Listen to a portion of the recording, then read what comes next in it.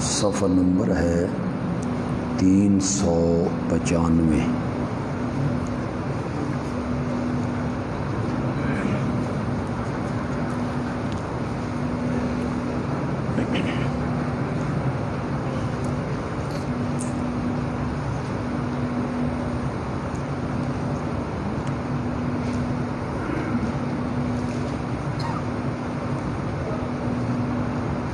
سورت کا نام ہے سورت مریم۔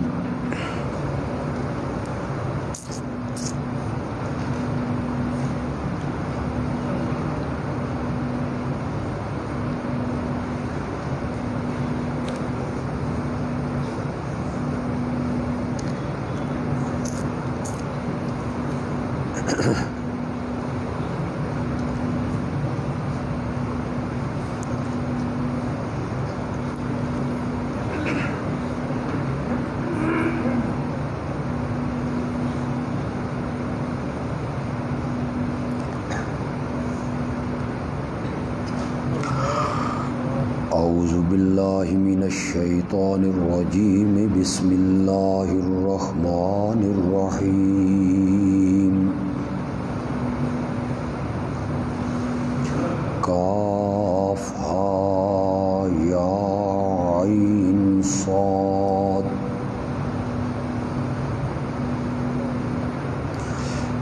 ذکر رحمت ربک عبدہ زکریا اذ نادى ربه نداء خفيا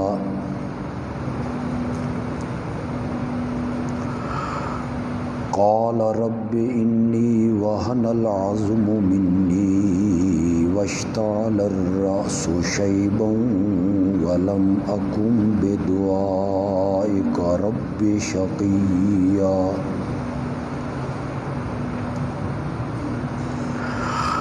وَإِنِّي خِفْتُ الْمَوَالِيَ مِنْ وَرَائِي وَكَانَتِ امْرَأَتِي عَاقِرًا فَهَبْ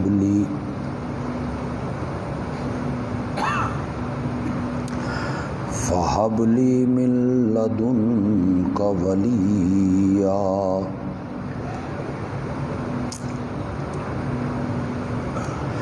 یارثنی ویارث من آل یعقوب واجعلہ رب رضیا۔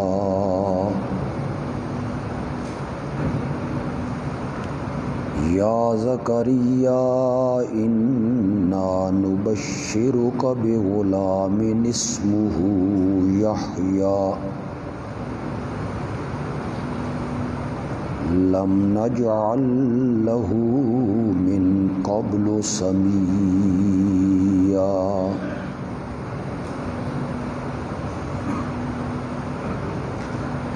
اللهم صل على سيدنا ومولانا محمد النبي الأمي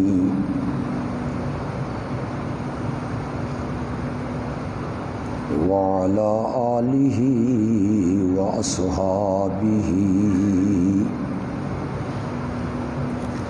وأزواجہ وأہل بیتہ۔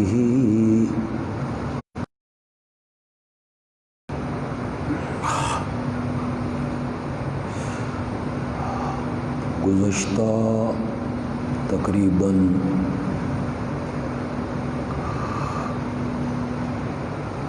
23 سالوں سے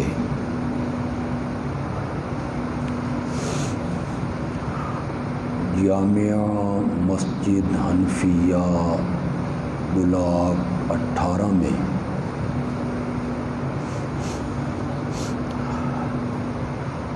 ہر جمعے کو مغرب کی نماز کے بعد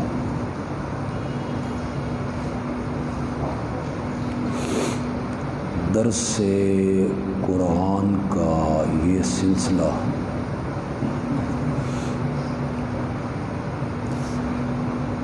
اللہ کے فضل و کرم سے جاری ہے۔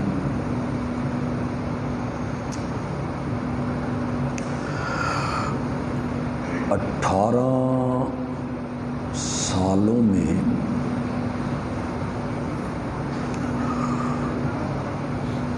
ہم ایک مرتبہ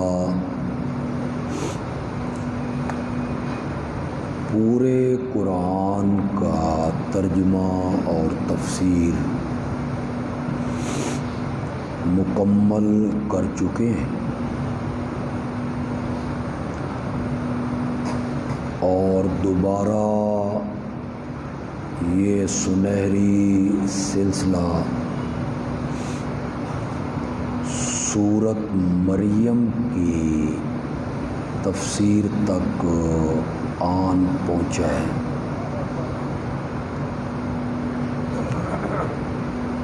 اللہ اپنی رحمت سے دوسری بار بھی اسے مکمل فرما دے۔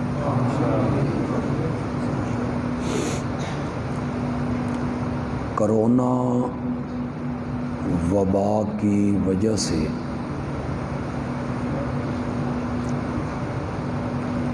مارچ سے یہ سلسلہ ختم ہو گیا اور آج اللہ کے فضل سے یہ سلسلہ دوبارہ شروع ہو رہا ہے۔ اللہ اس تسلسل کو قائم و دائم رکھے۔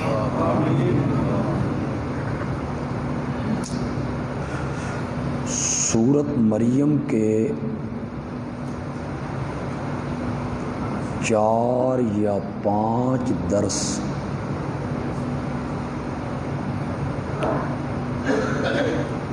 میں آن لائن فیس بک پہ دے چکا ہوں۔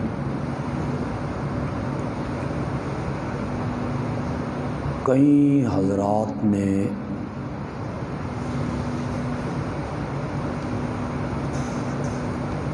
سوشل میڈیا پہ میرے ان دروس کو سنا ہوگا۔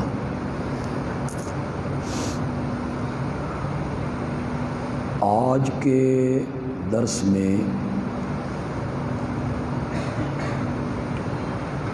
میں پوری سورۃ مریم کا خلاصہ آپ کے سامنے بیان کروں گا،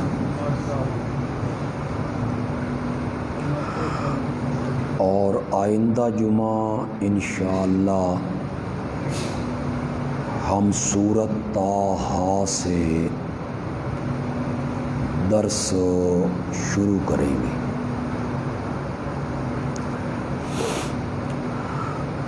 اگر آپ کے ذہن میں ہو تو جب میں نے سورۃ کہف کی تفسیر کی تھی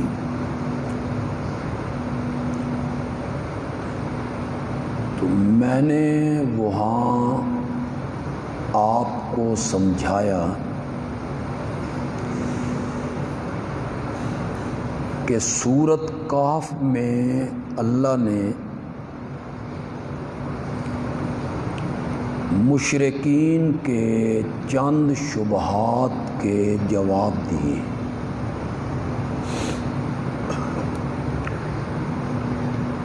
سورۃ کہف سے پہلے سورۃ بنی اسرائیل میں اور سورۃ النحل میں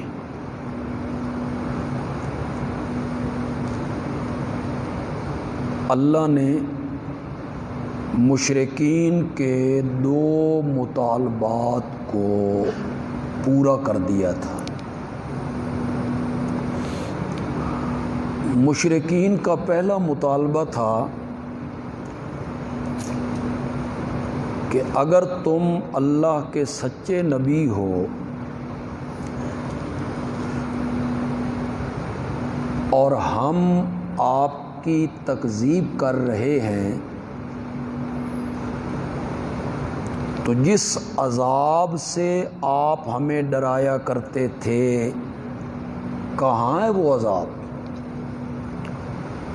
لے آؤ وہ عذاب۔ اس مطالبے کو اللہ نے سورۃ نحل میں پورا کر دیا، اتا امر اللہ فلا تستعجلوا۔ 7 سالوں کے لیے اللہ نے مشرکین مکہ پہ قحط مسلط کیے، نوبت بئی جا رسید کہ یہ مردار کھانے پر مجبور ہو گئے، غلاظت کھانے پہ مجبور ہو۔ مشرکین کا دوسرا مطالبہ تھا معجزہ دکھا، اسے سورۃ بنی اسرائیل میں پورا کر دیا، سبحان الذی اسری بعبدہ لیلا من المسجد الحرام الی المسجد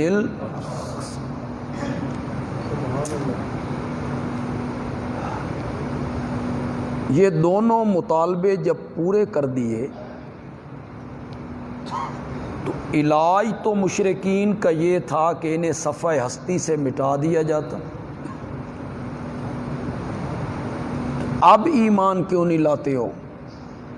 لیکن اللہ نے کمال مہربانی اور رحمت سے مشرکین کو ایک موقع فراہم کیا کہ جن شبہات کی وجہ سے تم شرک میں مبتلا ہو میں تمہارے ان شبہات کو بھی دور کر دیتا ہوں۔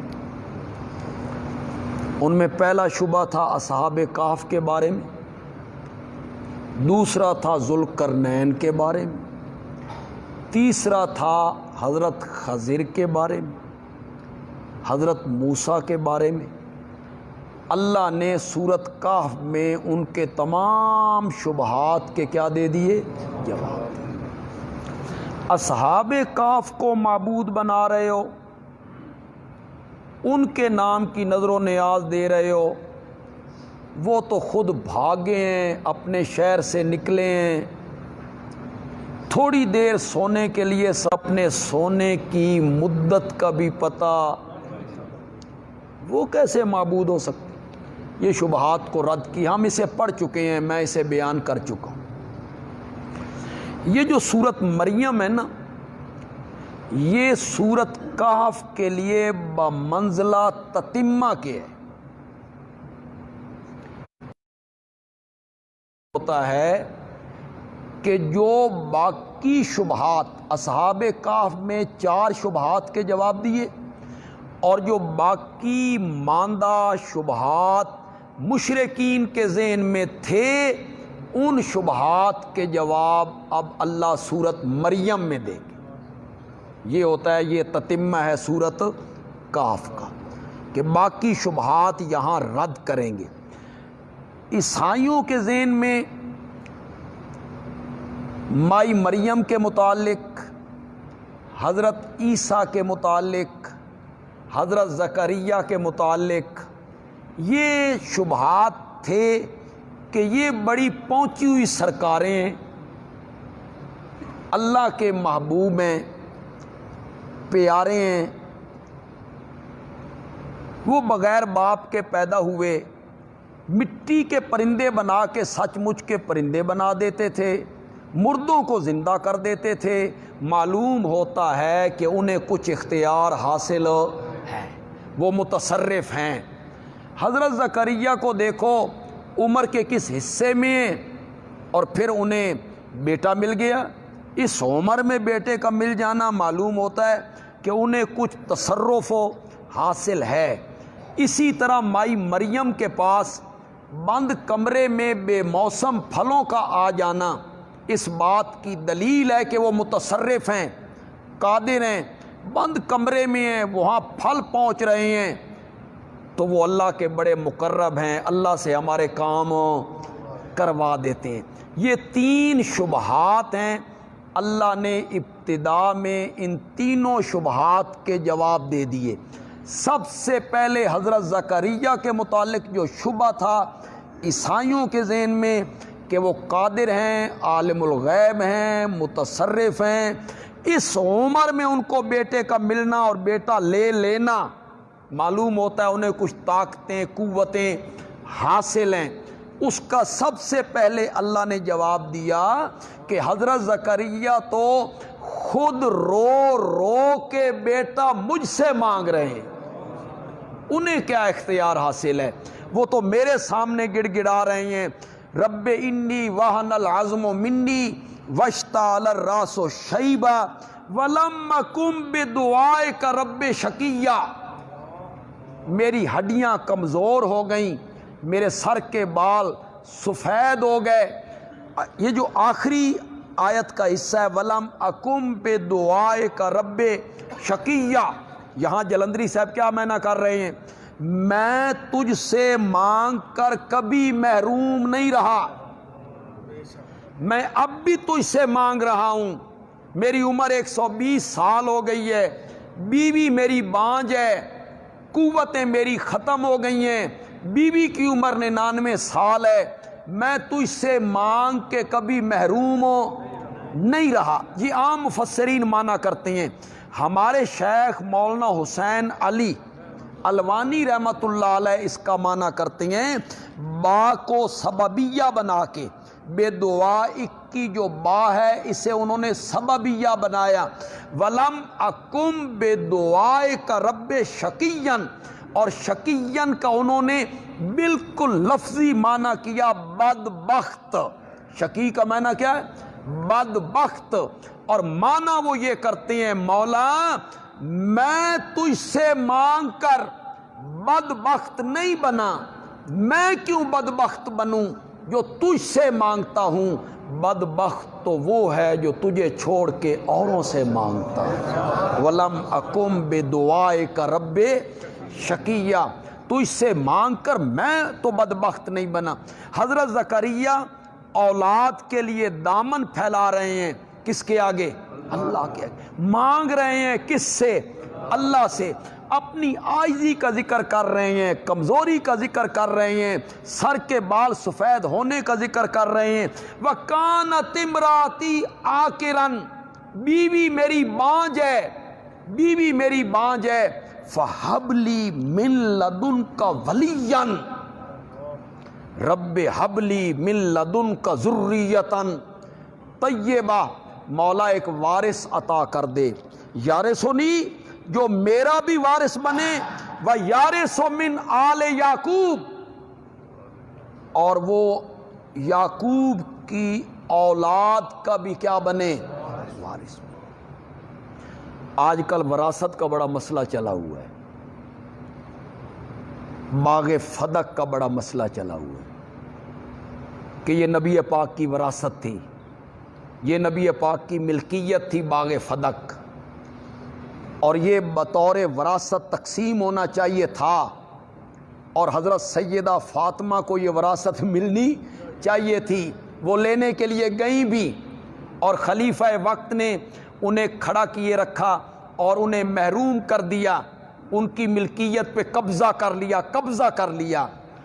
تو وہ لوگ، ہم کہتے ہیں انبیاء مال وراثت میں نہیں چھوڑتے، علم وراثت میں چھوڑتے ہیں، علم مال نہیں چھوڑتے۔ تو وہ لوگ اس آیت کو پیش کرتے ہیں، حضرت زکریا کہتے ہیں مجھے ایک وارث دے دے، یارثنی جو میرا بھی وارث بنے، ویارث من آل یعقوب، یعقوب کی اولاد کا بھی وارث بنے، میرا بھی وارث بنے۔ تو اگر انبیاء کی وراثت نہیں ہوتی تو پھر یہ دعا کیوں مانگ رہے ہیں میرا بھی وارث بنے؟ تو معلوم ہوتا ہے وراثت ہوتی ہے۔ میں نے کہا کہ چلو جو بیٹا مانگ رہے ہیں اس بیٹے نے حضرت زکریا کا تو وارث بننا تھا، یہ یعقوب کی اولاد کا اس نے کس طرح وارث بننا تھا؟ پوری یعقوب کی اولاد کا اس نے وارث بننا تھا۔ اگر مالی وراثت مراد ہے تو والد کی وراثت بھی اسے ملنی تھی، اور یعقوب کی پوری اولاد کی وراثت بھی حضرت زکریا کے بیٹے کو ملنی تھی۔ اور پاگلو، وَيَارِثُ مِنْ آلِ یعقوب ہی اس بات کو ثابت کر رہا ہے کہ یہاں سے وراثت مالی مراد نہیں ہے، بلکہ کون سی وراثت مراد ہے؟ علمی وراثت مراد ہے، کہ وہ حضرت یعقوب کی جو وراثت آ رہی ہے علم والی، ایسا بیٹا دے دے جو اس کا بھی وارث بنے۔ اور دوسری بات یہ ہے کہ حضرت زکریا کی بڑی کوٹھیاں تھیں، بڑے باغات تھے، بڑی زمینیں تھیں، بڑی تجارت تھی، سونے کے ڈھیر تھے۔ انہیں فکر پڑ گئی تھی بھئی میرا بیٹا کوئی نہیں، میرا مال کہاں جائے گا؟ دھرکھانوں والا وہ کام کرتے ہیں، بڑے ہی یہ جو دروازے بناتے ہیں دھرکھانوں والا وہ کام کرتے ہیں، یہ وہ مزدوری کرتے ہیں، پیٹ پالتے ہیں۔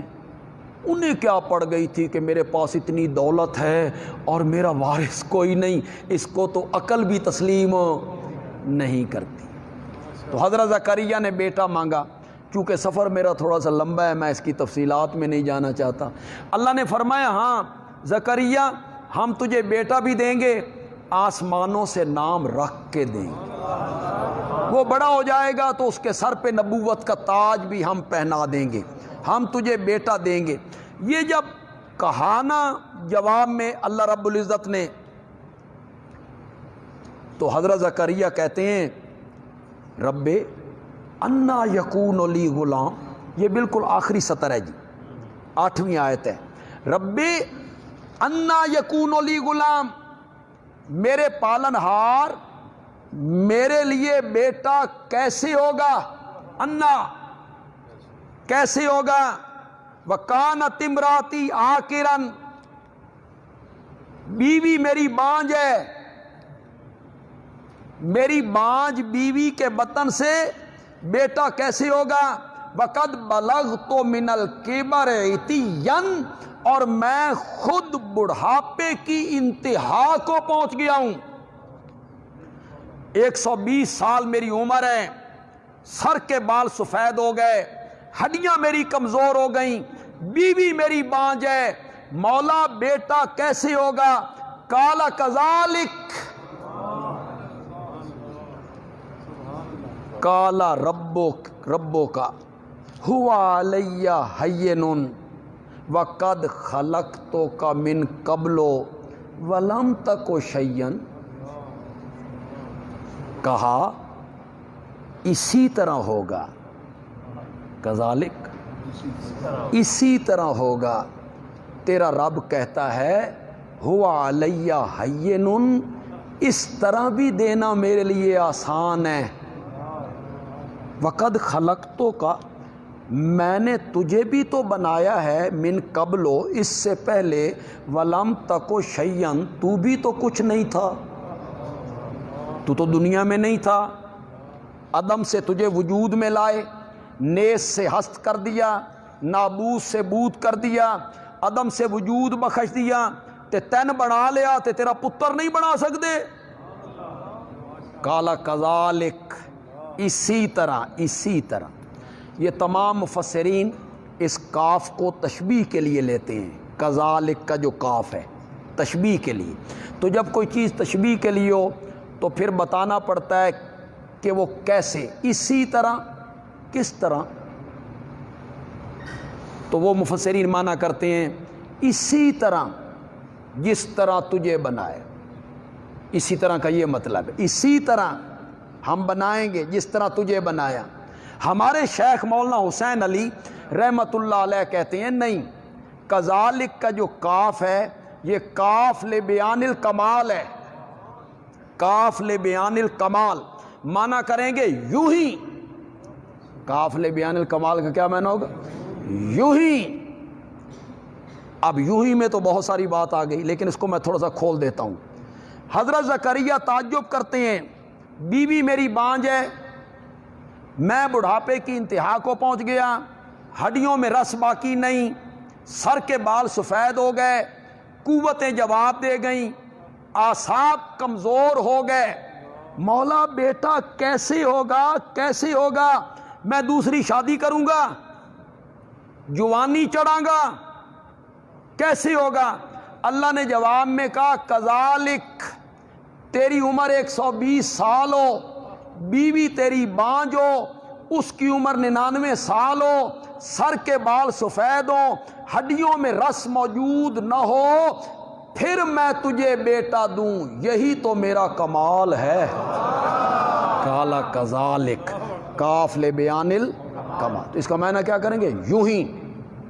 یوں ہی تیرا رب کہتا ہے کہ میرے لیے یہ بھی آسان ہے، اس سے پہلے میں نے تجھے بنایا تو بھی تو کوئی چیز نہیں تھا۔ ادھر قدرت دیکھیے، سبحان اللہ، ادھر تصرف دیکھیے، ادھر ملکیت دیکھیے، ادھر ملک دیکھیے، اور ادھر حضرت زکریا کی عاجزی دیکھیے، بے کسی دیکھیے، بے بسی دیکھیے۔ وہ کہتا ہے بیٹا دوں گا، یہ کہتا ہے کیسے دوں گا، کیسے دے گا؟ وہ کہتا ہے یوں ہی دوں گا، یہ میرا کمال ہے۔ آگے حضرت زکریا کہتے ہیں مولا پھر کوئی نشانی تے دس۔ قال رب اجعل لی آیا۔ سوشل میڈیا پہ، ہمارے اس فیس بک پہ جتنے لوگ اس بیان کو سنتے ہیں، میں ان سے گزارش کروں گا، وہ چاہے جس مسلک سے تعلق رکھتے ہیں، ایک دفعہ ہر قسم کی ضد، اناد، ہٹ دھرمی، دھڑے بندی، اس کو ایک طرف رکھ کے تمہارے گھر میں جس عالم کے ترجمے والا قرآن موجود ہے، چاہے وہ عالم بریلوی ہے، دیوبندی ہے، اہل حدیث ہے، شیعہ ہے، خدا کے لیے وہ قرآن کھول لیجئے، قرآن سورت مریم نکالیے، اس کی یہ آیتیں نکالیے، اس پر غور کیجئے، تدبر کیجئے، فکر کیجئے، ڈوب کے پڑھیے۔ یہ نہیں بھائی تم یہ کام کیوں کرتے ہو، میرا دادا کیا کرتا تھا، ہمارے آباء و اجداد سے یہ بات چلی آ رہی ہے، میری نانی کرتی تھی، میرا دادا کرتا تھا، میرا باپ کرتا تھا۔ تو خدا کی قسم، ایک ہل چلانے والا جٹ، ان پڑھ، الف کو کلی سمجھنے والا، بالکل اجٹ، وہ اگر کہے نا کہ میں یہ کام اس لیے کرتا ہوں کہ میرے بڑے کرتے تھے، مجھے کوئی تعجب نہیں ہوتا۔ تعلیم ہو ایم اے، اوپر سے ہو پروفیسر، وکیل، ٹیچر، جج، اور وہ کہے میں یہ کام اس لیے کرتا ہوں کہ میرے وڈیرے کیا کرتے تھے، تو پھر مجھے افسوس ہوتا ہے تیری تعلیم نو میں کتھے ماراں، کیا کروں تیری تعلیم کو میں؟ یہ تجھے تعلیم نے سکھایا ہے کہ میرے بڑے یہ کام کیا کرتے تھے، میرا باپ یہ کام کیا کرتا تھا، اوپر سے ہمارا یہی عقیدہ چلا آیا ہے۔ اللہ کے بندے، تیرے باپ پر وحی اترتی تھی،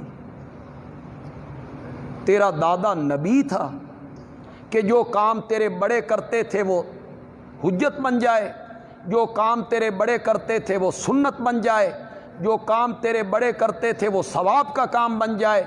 ان کو کوئی نبوت مل گئی تھی، وہی ان پر اترتی تھی۔ اللہ کے بندے، دین وہ نہیں ہے جو میں کہہ رہا ہوں یا میرا باپ کہہ رہا ہے یا میرا استاد کہہ رہا ہے، دین وہ بھی نہیں ہے جو تو کہہ رہا ہے، تیرا استاد کہہ رہا ہے۔ دین وہ ہے جو اللہ کا قرآن کہہ رہا ہے، پھر محمد جوان کہہ رہا ہے۔ دین تو وہ ہے۔ کیوں پڑھے لکھے لوگوں کو اس بات کی سمجھ نہیں آ رہی؟ کیوں پڑھے لکھے لوگ اپنی آنکھوں پہ پٹیاں باندھ کے کسی کے پیچھے دیوانہ وار بھاگ رہے ہیں؟ پڑھو تو صحیح۔ تمہیں یہ سمجھایا گیا کہ اولیاء اللہ بھی عالم الغیب ہوتے ہیں، تمہیں یہ پڑھایا گیا کہ تم جب 11ویں کا ختم دیتے ہو تو شیخ عبد القادر جیلانی کو پتہ ہوتا ہے تمہارے ختم دینے کا، وہ تمہارے حالات سے واقف ہوتے ہیں، تمہیں یہ پڑھایا گیا ہے. یہاں رب کا قرآن پڑھو. حضرت زکریا اپنے رب سے کہہ رہے ہیں مولا جب میری بیوی حمل سے ہو جائے کوئی نشانی دس, مجھے بھی پتا چلے کہ امید سے ہو گئی ہے.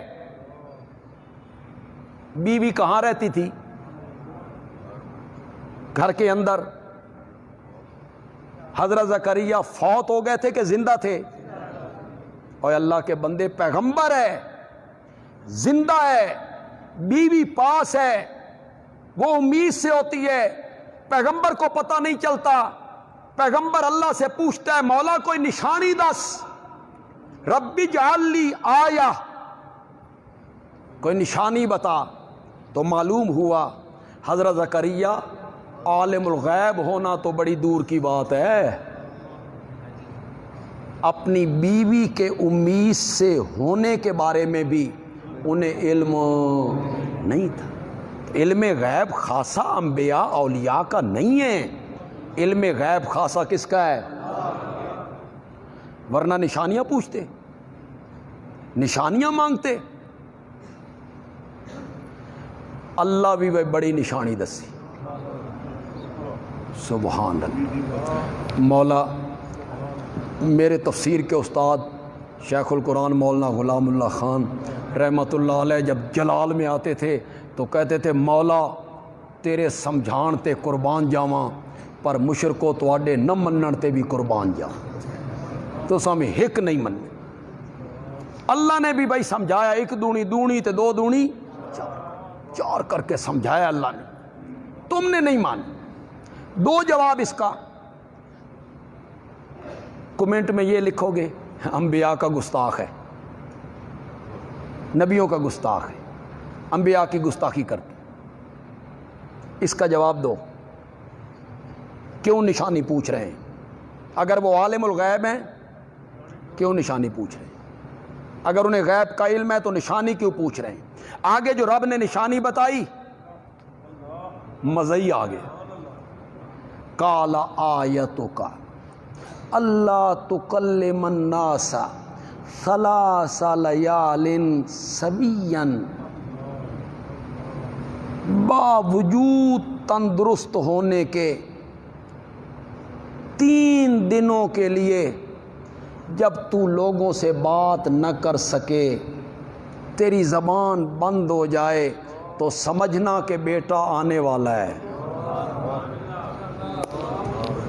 ذکر آپ کریں گے, اللہ اللہ کریں گے, سبحان اللہ, الحمدللہ, اللہ اکبر, تکبیر, تحمید, تسبیح, تحلیل, یہ سب کریں گے آپ. دنیاوی کلام جب نہ کر سکیں آپ, کلام اللہ تکلم الناس, جب آپ کلام نہ کر سکیں تو پھر سمجھ جانا کہ اب بیٹا آنے والا ہے. اور لوگوں اللہ نے یہودیوں اور عیسائیوں کو یہ مسئلہ سمجھایا. تم کہتے ہو کہ اللہ کے پیغمبر مختار کل ہوتی ہیں, متصرف ہوتی ہیں, قادر ہوتی ہیں, جو چاہیں کریں, ان کو اختیار حاصل ہے. اوے اللہ کے بندو, ان کی تو اپنی زبان بھی ان کے قبضے میں نہیں ہوتی. میں چاہوں تو بولنے دوں, میں نہ چاہوں تو بولنے بھی نہ دوں. اختیار سارے کس کے پاس؟ تصرف صرف اللہ کا ہے. متصرف بھی وہی ہے, قدیر بھی, قادر بھی, مقتدر بھی وہی ہے. کتنے لوگ ہیں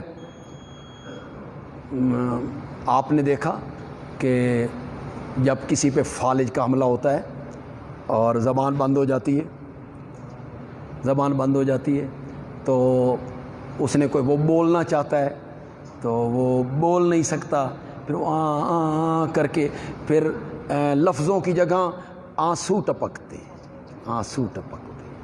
وہ ساری زندگی بولتا تھا, تو یہ کس کے اختیار میں؟ اللہ کے اختیار میں. امیر شریعت سید عطا اللہ شاہ بخاری رحمۃ اللہ علیہ 8 گھنٹے لگاتار تقریر کرتے تھے. 8 گھنٹے رات شروع ہوتے تھے, صبح کی جب اذان کی آواز آتی تو شاہ جی کہتے ہائے ظالم کو کس وقت خدا یاد آئے، اس وقت ختم ہوتی تقریر 8 گھنٹے، اور یہ ساؤنڈ سسٹم اور یہ نشتہ کچھ نہیں تھا۔ یہ جتنے سر لگانے والے مولوی ہیں، آپ ان سے کہیں بھائی بغیر ساؤنڈ کے بولو، کبھی نہیں بولے۔ یہ نعت خان، قوال، کبھی نہیں بولیں۔ یہ تب بولیں گے جب میک کے اوپر منہ رکھیں گے، انہوں دے وسط نہیں تو میک اپنے منہ دے وچ پا لیتے، اندر ڈال لیتے آپ، پھر ادھر سے والیوم والے کہیں گے ہور کھول ہور کھول ہور کھول، چاہے آپ کے کان بند ہو جائیں، سامعین کے کان بند ہو جائیں، وہ کہتے ہیں اور کھول اور کھول، سپیکر بھی کوئی نہیں۔ اللہ اکبر، ایک وقت ایسا تھا سپیکر بھی نہیں، اور بمبئی کے سٹیڈیم میں تقریر کر رہا ہے اور پورے سٹیڈیم میں آواز آ رہی۔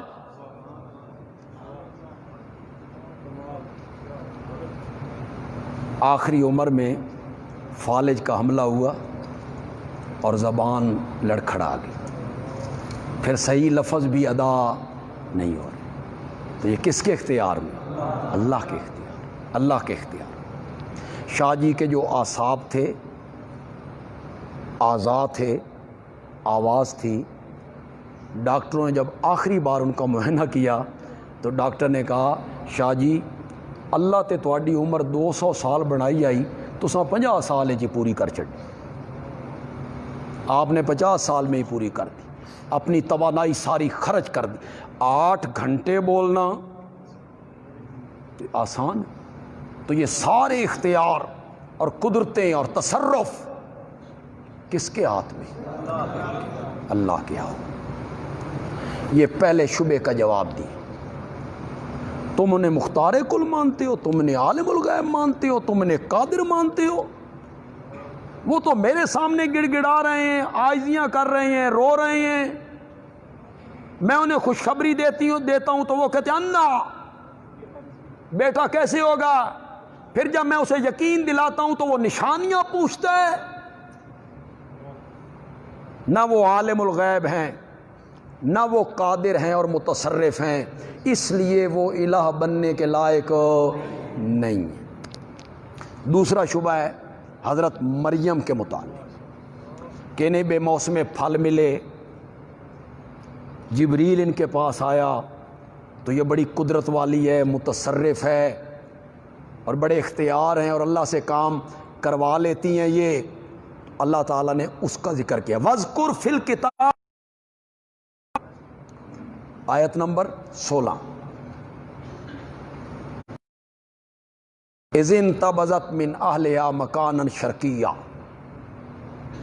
غسل کرنے کے لیے مشرقی جانب میں الگ ہوئی، جبریل آ گئے، فارسلنا الیہا روحنا، میں ذرا جلدی میں ترجمہ کر رہا ہوں، چھوڑ رہا ہوں کچھ چیزیں، ہم نے اپنا فرشتہ بھیجا، فتمثل لہا بشرا سویا،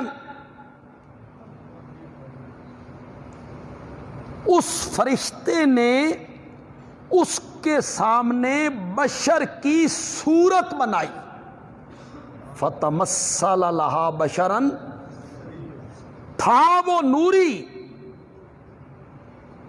تفصیل کروں یہ سمجھ گئے ہو، تھا وہ نوری، اس کی ذات اور حقیقت نور تھی،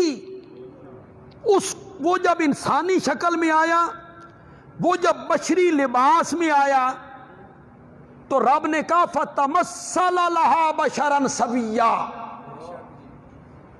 اور جس کی اصلیت بشر تھی اس کا ذکر کیا تو کہا انما انا بشر مثلکم، وہاں یہ لفظ نہیں استعمال کیا، نوری بشری لباس میں آیا تو کیا لفظ استعمال؟ تمثلا، صورت بنائی، انسان کی صورت بنا کے آیا، نوجوان کی شکل میں۔ مریم نے پناہ مانگی کہ میں الگ تھی، تو جوان آدمی یہاں کیسے آ گیا؟ جبریل نے کہا انما انا رسول ربک، جسے تو انسان سمجھے بیٹھی ہے، نوجوان سمجھے بیٹھی ہے، میں انسان نہیں ہوں، تیرے رب کا ایلچی ہوں، رسول کا معنی قاصد،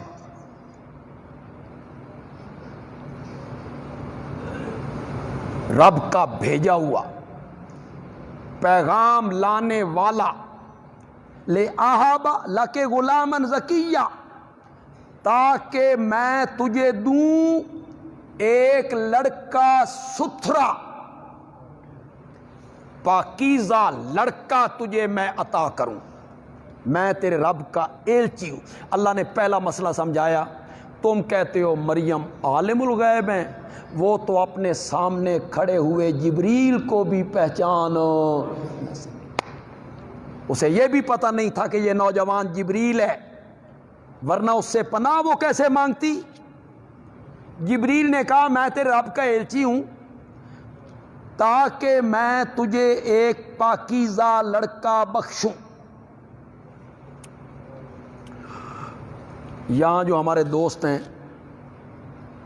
اور اس بات کے قائل ہیں کہ نبی ولی پیر فقیر اولاد دیتے ہیں، اولاد بخشتے ہیں، یہ آیت ان کی دلیل ہے۔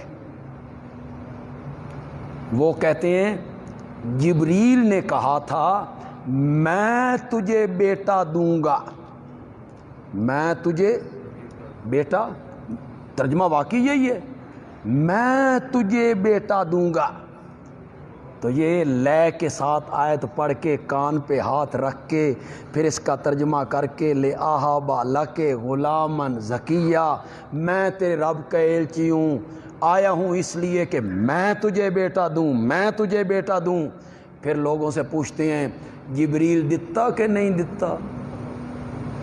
یہ قرآن ہے، قرآن ہے، جبریل کہتا ہے میں دوں گا، میں۔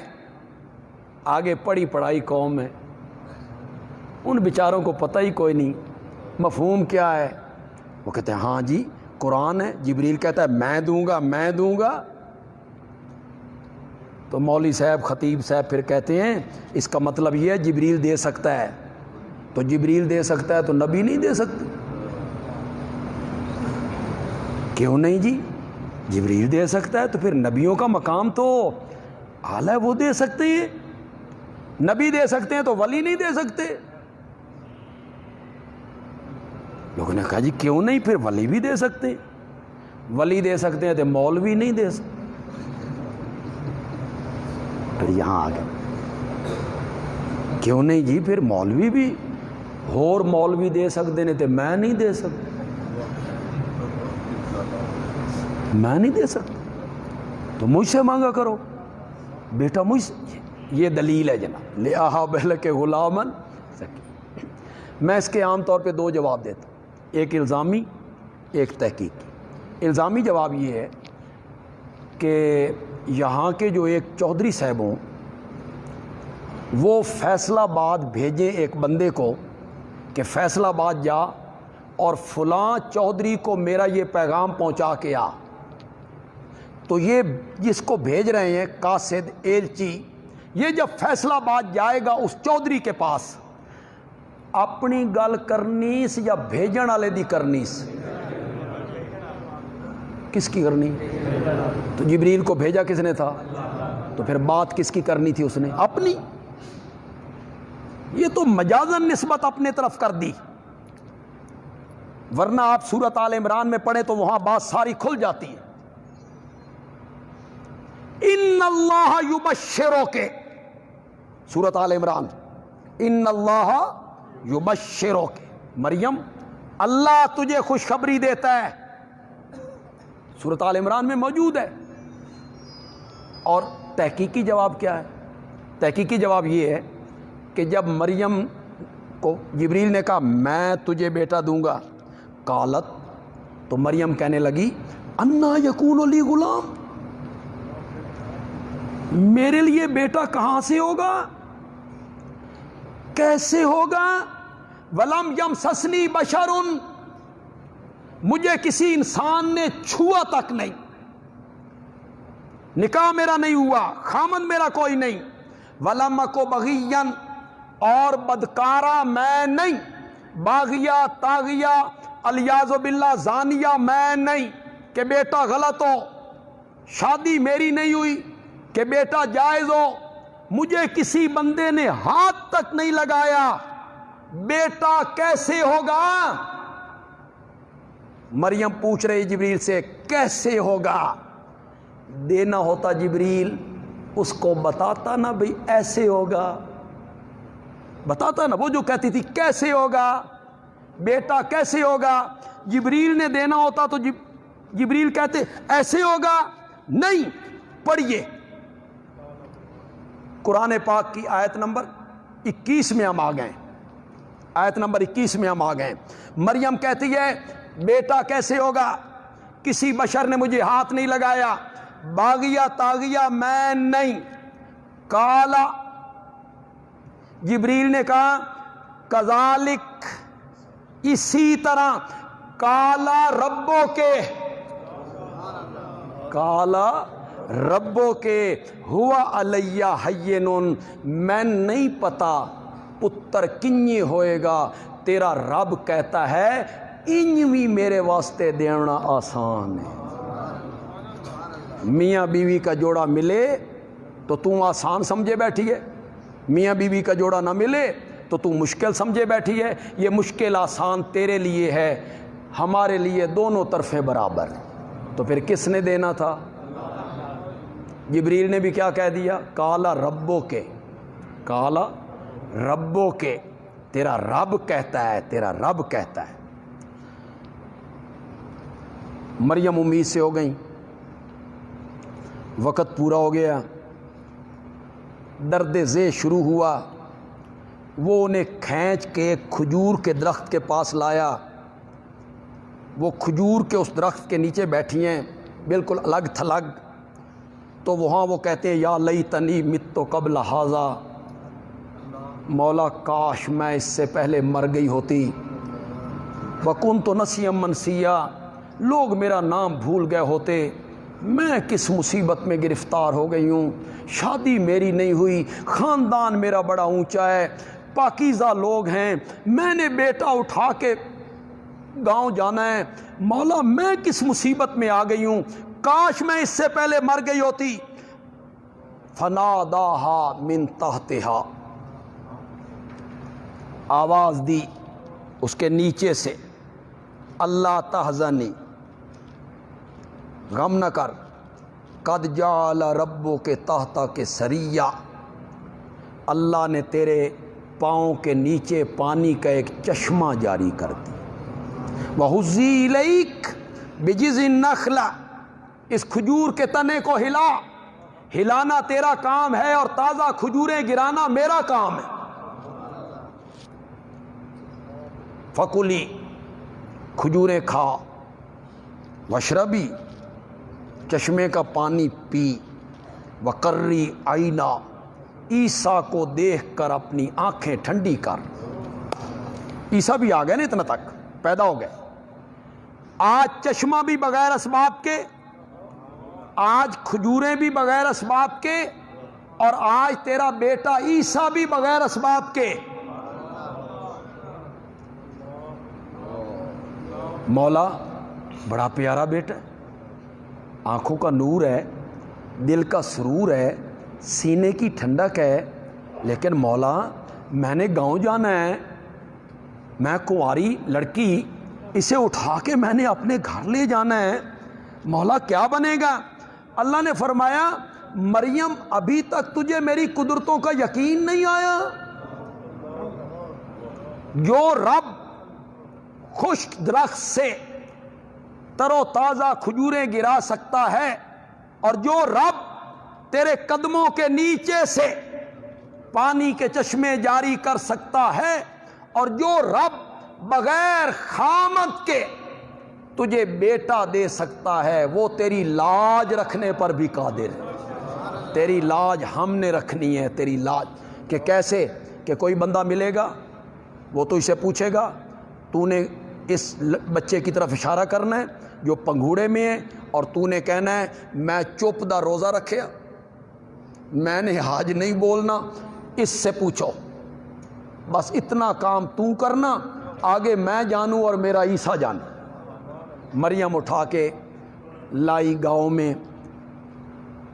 گاؤں کے لوگ اکٹھے ہو گئے، پڑوسنیاں اکٹھی ہو گئیں، سہیلیاں آ گئیں، رشتہ دار آ گئے۔ دعا کرو کوئی گل زنانیاں دے اگے چڑھے نہیں، تو پھر اگو دعائے کرو بے تندور تے نہ پہنچے۔ تو پھر کھب دا کان تے کان دی ڈار، اس کی تفصیل تو میں نہیں بیان کر سکتا کہ میرے سامنے قرآن پڑھا ہوا ہے کہ کھب دا کان کنجے بندا تے کان دی ڈار کنجے بندی ہے۔ تو وہ عورتیں پھر اس کو پھیلاتی ہیں، بات اتنی سی ہوتی ہے، پھر عورتیں اس کو پھیلاتی چلی جاتی ہیں۔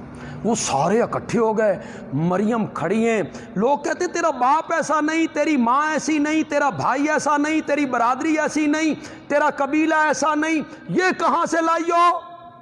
مریم کہتی ہے اس سے پوچھو۔ معاملہ ذرا مشکوک ہو گیا۔ ایک دن کا بچہ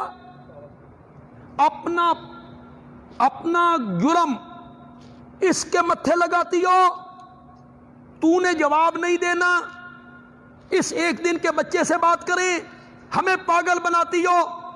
یوں ہی چھینٹے اڑ کے مریم کے دامن کی طرف آنے لگے۔ اللہ نے فرمایا اٹھو میرا عیسیٰ، تیری ماں پہ تہمت لگ گئی ہے، ماں کی پاک دامنی کا اعلان بھی کر، میری توحید بھی بیان کر۔ وہ ایک دن کا بچہ پنگھوڑے میں بولا۔ دیکھیں ہم اس واقعہ کو پڑھتے رہتے ہیں، لیکن آپ یار ایک منٹ کے لیے تصور کریں، بس تصور میں آپ وہاں پہنچ جائیں، تصور میں پہنچ جائیں۔ مریم عیسیٰ کو اٹھا کے کھڑی ہیں، کنواری لڑکی ہے، پاکیزہ خاندان کی ہے، برادری آ گئی، سہیلیاں آ گئیں، پڑوس کے لوگ آ گئے، تانے لگنے لگے، انگلیاں اٹھنے لگیں۔ مریم چپ کر کے کھڑی ہے، کہاں سے لائی ہو؟ اس سے پوچھو۔ وہ کہتے اچھا ایک دن کے بچے سے پوچھیں، اپنا گناہ اس کے سر منڈ رہی ہو۔ جس وقت حضرت عیسیٰ بولے ہوں گے کیا منظر ہوگا یار، کیا منظر، حیران ہو گئے ہوں گے وہ سارے لوگ۔ جب ایک دن کا بچہ پنگھوڑے میں بولا، اس نے پہلا جملہ کہا قال انی عبد اللہ، قال انی عبد اللہ۔ ہم آیت نمبر 30 پہ پہنچ گئے جی، 30 ہی ہے نا جی، ہم آیت نمبر 30 پہ پہنچ گئے۔ قال انی عبد اللہ، میں اللہ کے نور کا حصہ ہوں۔ نہیں، انی ابن اللہ، انی نور من نور اللہ، میں اللہ کی جز ہوں، اللہ کے نور میں سے ہوں، اللہ کا بیٹا ہوں۔ فرمایا نہ میں اللہ، نہ میں ابن اللہ، نہ میں نور من نور اللہ، انی عبد اللہ، انی عبد اللہ، آتانی الکتاب وجعلنی نبیا۔ ماضی کا صیغہ ہے، تحقق کے لیے استعمال ہوتا ہے، معنی مضارع کا کرتے ہیں۔ جس چیز کا وقوع ضروری ہو اس کو ماضی کے صیغے سے تعبیر کر دیتے، جیسے ہم نے پڑھا عطا امر اللہ، اللہ کا عذاب آ گیا، حالانکہ آیا نہیں تھا، کیونکہ اس کا آنا یقینی تھا، ماضی کے صیغے سے تعبیر کر دی۔ تو اس کو کہتے ہیں تحقق کے لیے ماضی کا صیغہ استعمال کر لیا، معنی مضارع کا کرے۔ اللہ مجھے کتاب دے گا، اللہ مجھے نبی بنائے گا۔ اس کی دلیل کیا ہے؟ اس کی دلیل یہ ہے کہ آگے حضرت عیسیٰ کہتے ہیں وَأَوْصَانِي بِالصَّلَاةِ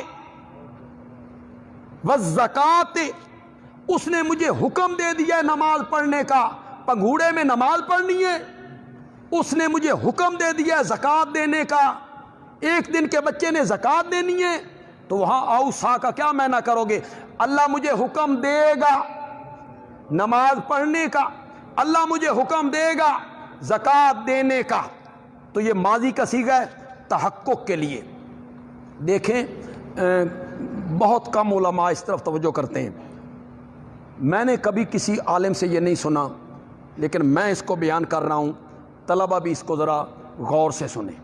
حضرت عیسیٰ کو اللہ نے بلوایا، ایک مقصد یہ تھا کہ تیری پیدائش سے لوگوں کے عقیدے نہ بگڑیں کہ باپ کوئی نہیں، تو پھر یہ ابن اللہ ہے، اللہ کا بیٹا ہے، عقیدے، اور پھر واقعی عیسائیوں کے عقیدے بگڑے۔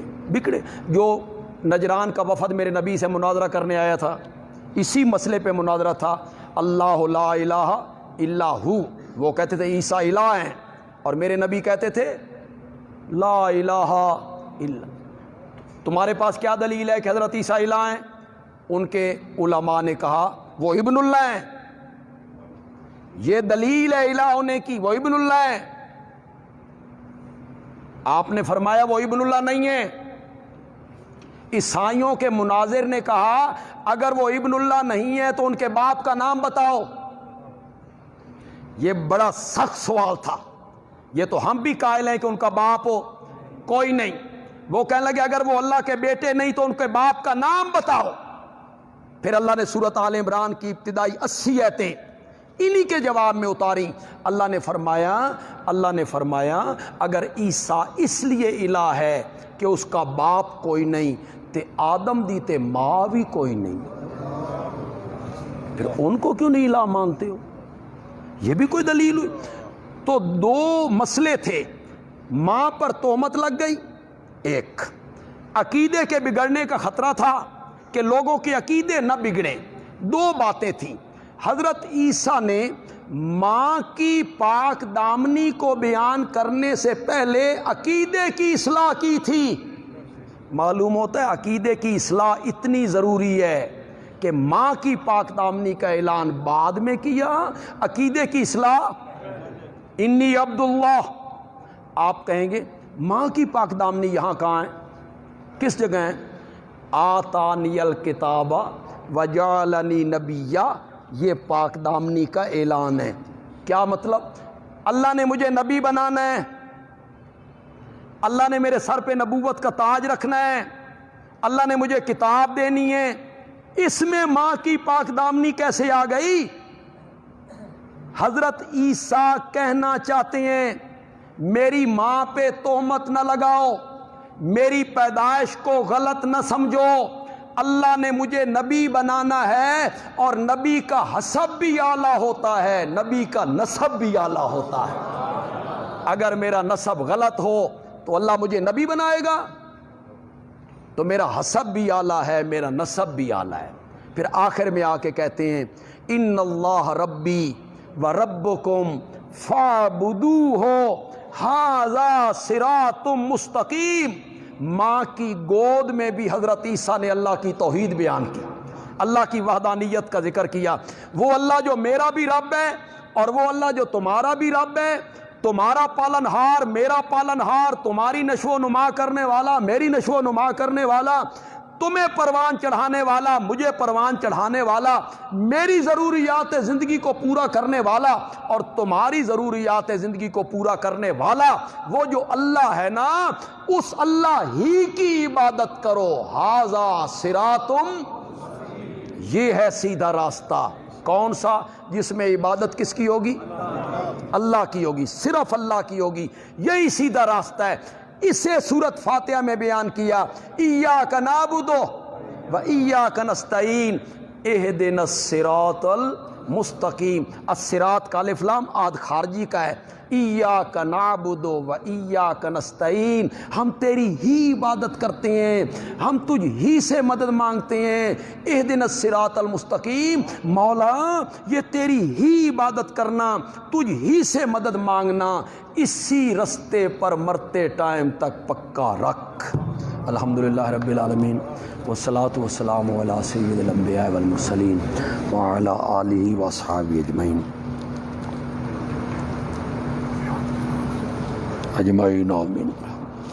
8 بجے نماز ہے، بس اذان ہوگی اور اس کے بعد نماز پڑھیں گے جی۔